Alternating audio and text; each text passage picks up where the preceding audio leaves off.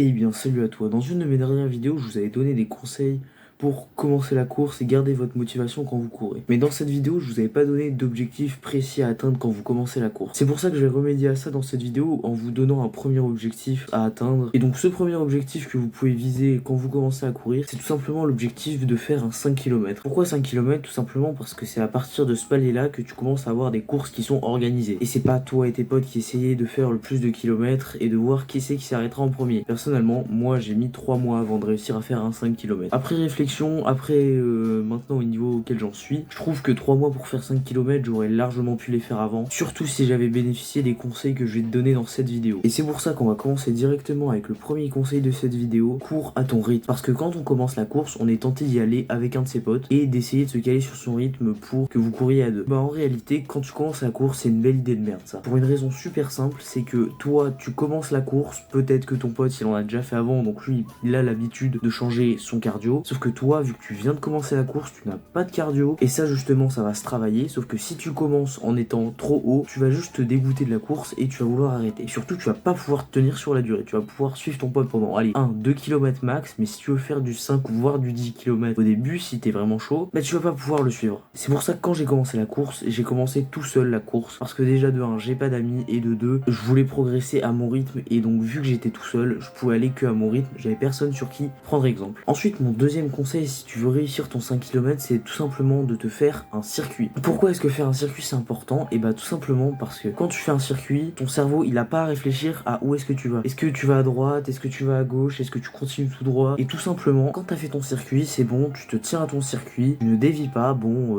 tu peux regarder le paysage à droite à gauche quand même. Ça dépend si tu veux faire du fractionné, la vitesse, etc. Mais ça va t'enlever une grosse charge mentale, crois-moi, de faire un circuit. Et pour faire ton circuit, je te conseille deux méthodes. La première, c'est tout simplement tu vas sur Google Maps, tu vas dans Vue satellite et tu choisis l'option mesurer une distance. C'est une méthode qui est assez cheap que j'utilisais au début et ensuite j'ai découvert l'application Strava. C'est absolument pas sponsorisé, en même temps j'ai 50 abonnés, qu'est-ce que tu veux qui sponsorise. Et sur Strava, ils vont te proposer directement dans je sais plus quelle option des circuits à faire et donc là tu vas pouvoir les copier directement. Tu vas essayer d'en prendre un au début, bon, de 3, ensuite de 4, puis ensuite tu peux essayer de faire du 3 mais en vitesse. Ensuite tu vas faire du 5. C'est pour ça, il faut absolument que tu aies un circuit, ça va t'enlever une charge mentale. Mais bon, je pense que tu te fais déjà des circuits, t'es à peu près intelligent. Mais par contre, je pense que le prochain point, tu es un peu moins au courant de ça. Et c'est pour ça que pendant que tu cours, c'est important de te faire des repères. Et oui, les repères, c'est quand même vachement important quand tu cours. Par exemple, moi, quand j'ai fait mon premier 5 km sans m'arrêter, je savais qu'il y avait un endroit à côté d'un lac où j'étais à un peu plus de la moitié de mon 5 km. Donc quand j'ai retenu ce point, je me disais ok c'est bon, Tirmlay là t'as plus qu'à rentrer à la maison et puis c'est bon, t'as fini ton 5 km. Après tu peux aussi faire en sorte d'avoir plus de repères. Par exemple si tu passes devant, je sais pas moi, ta boulangerie, tu dis ok bah quand je passe devant la boulangerie ça veut dire qu'il me reste à peu près 4 km avant de réussir mon 5. Ensuite je sais pas, tu passes devant un parc où t'as l'habitude d'aller faire des tractions, et bah tu dis ok là il me reste, je suis à la moitié, il me reste 2,5 km. Donc là j'ai plus qu'à faire la fin de mon chemin. Donc là j'ai fait le plus dur, donc j'ai bientôt réussi et ensuite je pourrais passer aux 10 km. Non, te dis pas ça parce qu'après ça va te décourager. Mais surtout, au-delà de l'aspect retenir ton circuit, ça va t'aider au niveau mental parce que tu vas te dire ouais là il me reste plus beaucoup, il me reste 1 km et j'ai fini enfin. Et si jamais tu veux aller encore plus loin, tu peux associer tes repères géographiques à tes repères temporels. Tu te dis ah ok,